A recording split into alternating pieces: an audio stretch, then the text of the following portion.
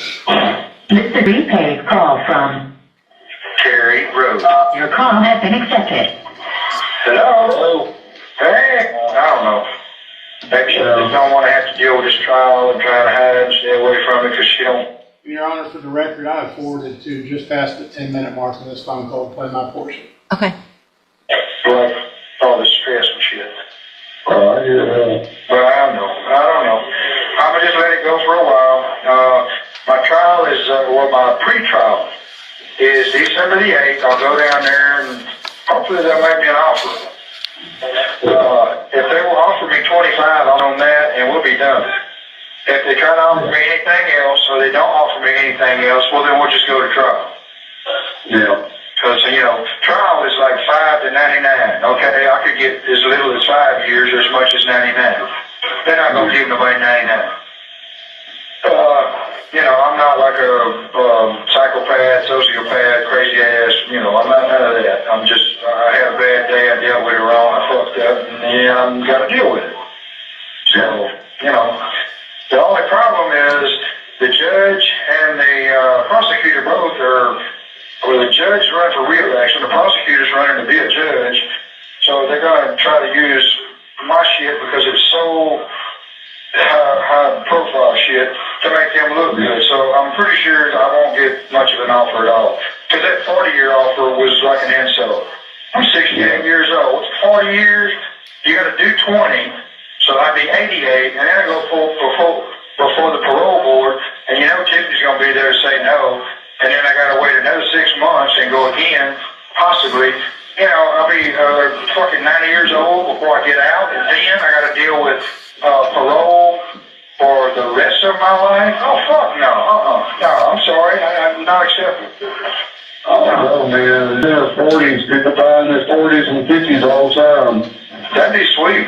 Yeah, that'd be sweet. I will pee in a cup, send it to y'all to pour on her grave. I'd do that. You good lying bitch. Oh, yeah, I'll fix her right up. Since she would have been honest and said, look, Mom was out messing around on you, I could have just walked away, not had a problem, and none of this shit would have been a problem. But no, she had to keep her mom's secrets. I didn't know. I kind of suspected one, but I didn't know she had a fucking heroin. But anyway.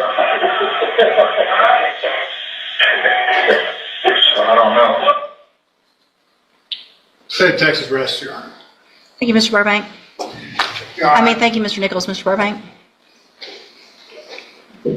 re-arrest. I didn't know what section he was going to play, and I'm fine. Is there more that I need to hear? No. All right, so no other witnesses? No witnesses, Mr. Burbank? No, Your Honor. All right, Mr. Burbank, you may make argument. Hey, police court, counselor.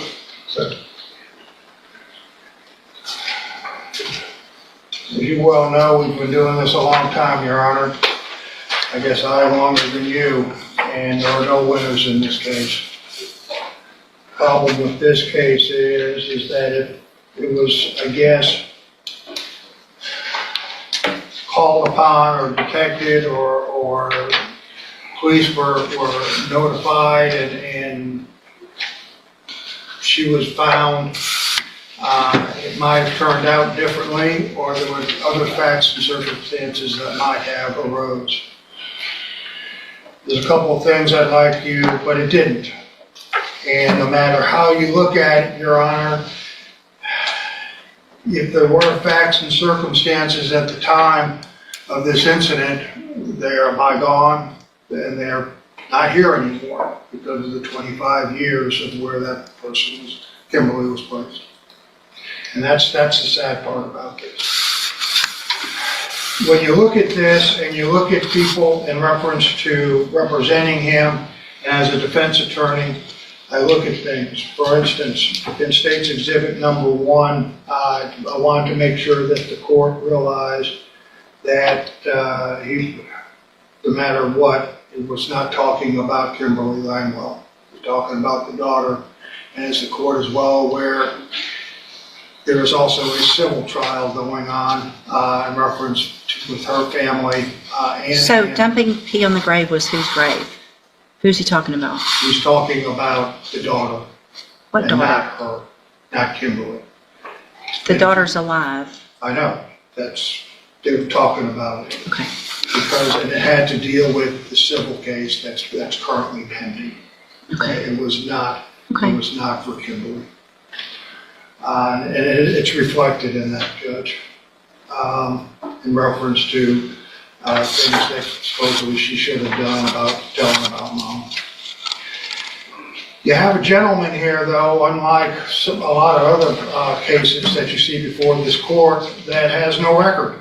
He has gone 68 years, and there is no record. There is nothing there that says he's lived a troubled life, in the sense of that he's had a secret. He has, and I asked the court to take judicial notice of the two letters that were written, one from his aunt and one from his daughter. One of the things that I believe that was brought out, he is relieved at what happened. It has been eaten on him, just as Mr. Riley.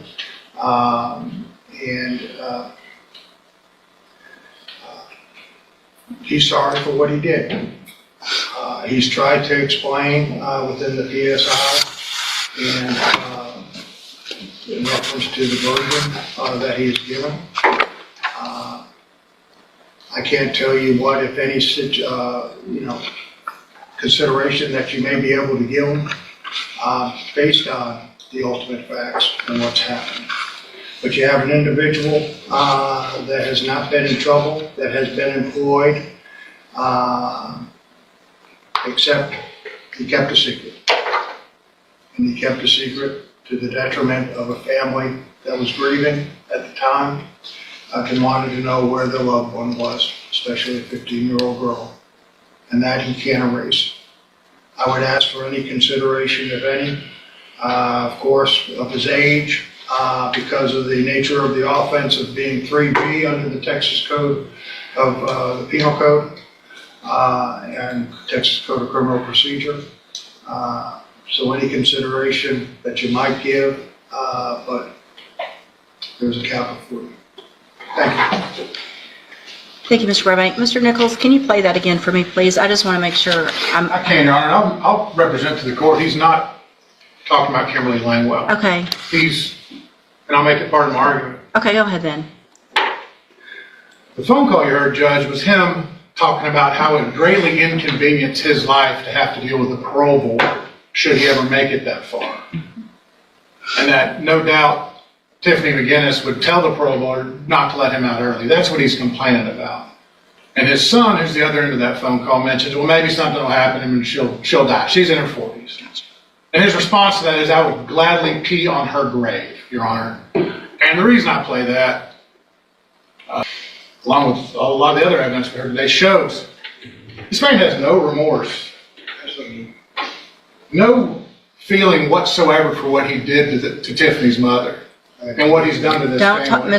if you want to testify, you can get up here and testify. Otherwise, you have refrained from doing that, and so stop talking. And on that call, he blames a then 15-year-old girl for not telling him that her mother had moved on. And that's sick and twisted, Your Honor. No more sick and twisted than living in a home with your murdered ex-girlfriend under your floor. A home that he later shared with his common law wife. A home that no doubt people came and went in for the last 25 years. With Kimberly Langwell buried in a shallow grave under her. Every step of the way has been a slap in the face to Kimberly's family. Every step of this is just inhumane. To go there the next day and open up the car for them, knowing what you did. To tell somebody and expect them to keep the secret for 25 years. To put up a billboard and pretend you're trying to help find her it is vile, it is inhuman, and it is not worthy of any consideration from the court, Your Honor. cap is 40 years because of his age. And I'm asking the court to enforce that full 40. So Terry Rose spends what's left of his life behind bars, Your Honor, because that's what he deserves. Thank you. Thank you, Mr. Nichols.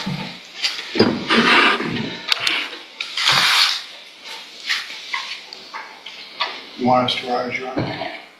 I don't care. It's not often that I'm at a loss for words, and honestly, it's because I have too many words. And anything I say is not going to help Tiffany and her family other than getting this over with, which is why I pushed this to get done today and not wait until the end of the year or the first part of next year. But there's just certain things that I can't even look past to not point out. The fact on that phone call that you said you're not a psychopath is just beyond me.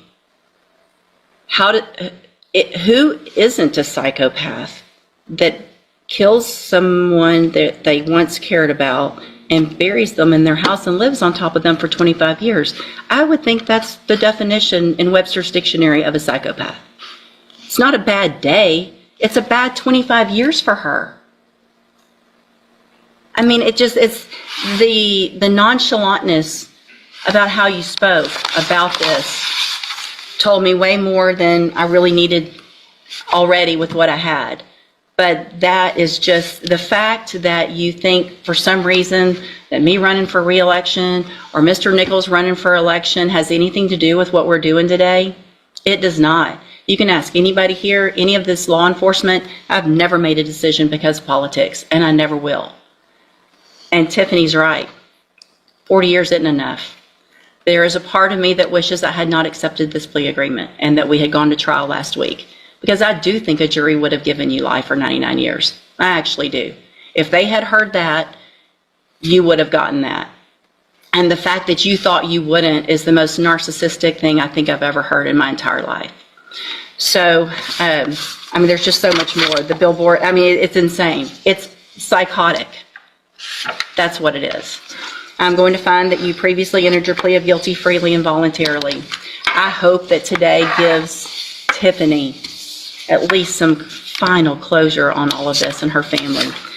I'm going to sentence you to a term of 40 years in the institutional division of the Texas Department of Corrections. If I had 50, I'd give you 50. If I had 60, I'd give you 60. Whatever it was that the cap was going to be, after hearing all this, it would have been whatever it was. You will receive credit on that sentence for any time that you've been in custody that the law gives you the right to receive. You're going to be handed a trial court certification that shows this was an agreement, so you have no right to appeal, which also is one of the only reasons that I accepted this plea agreement, because that does make this final. So there's no appeal, there's no chance of anything happening, it's over. I highly doubt that this matters, but I am required to read this to you. Because of the judgment entered against you, you're ineligible under Texas law to possess a firearm or ammunition. Possession of a firearm or ammunition could lead to charges against you. If you have any questions about that, you can talk to Mr. Burbank about how long it is or the eligibility. Again, I don't anticipate that being an issue. I want to thank every single law enforcement officer that's here.